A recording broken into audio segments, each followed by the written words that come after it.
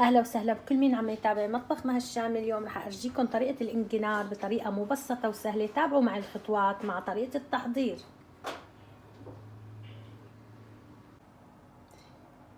بالبداية حطيت الانجنار بمي ورح اسلقه لمدة 10 دقايق، وهلا بعد شوي برجيكم المرحلة القادمة.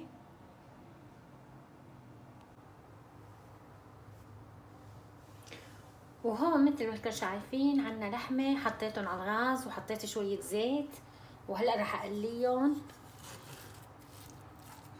مع معلقة سمنة صغيرة تنكيه، يكون حيواني السمنة، وفيكم تحطوا سمنة عادية على حسب ما موجود عندكم.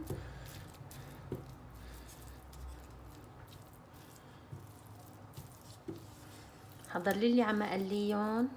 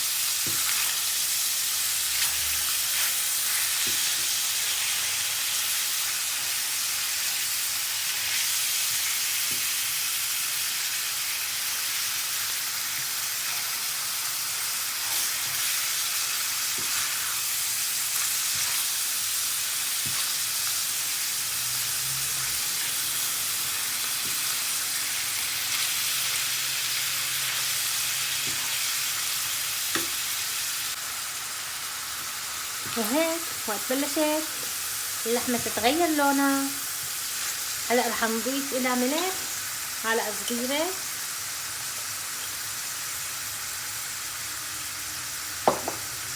وكمان 7 بهارات نص معلقة صغيرة تنكيها، شوية هيل كمان ربع معلقة هيل،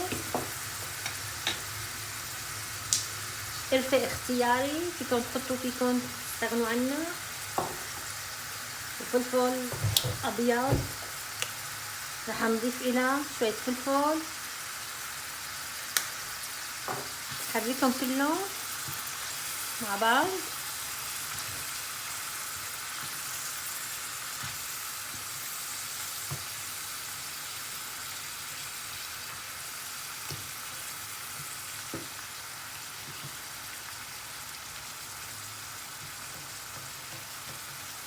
خليهم شوي على الغاز، بعدين بتفي تحتهم. اذا حبيتوا بتحطوا صنوبر، اذا ما عندكم تستغنوا عن الصنوبر على حسب ما موجود عندكم.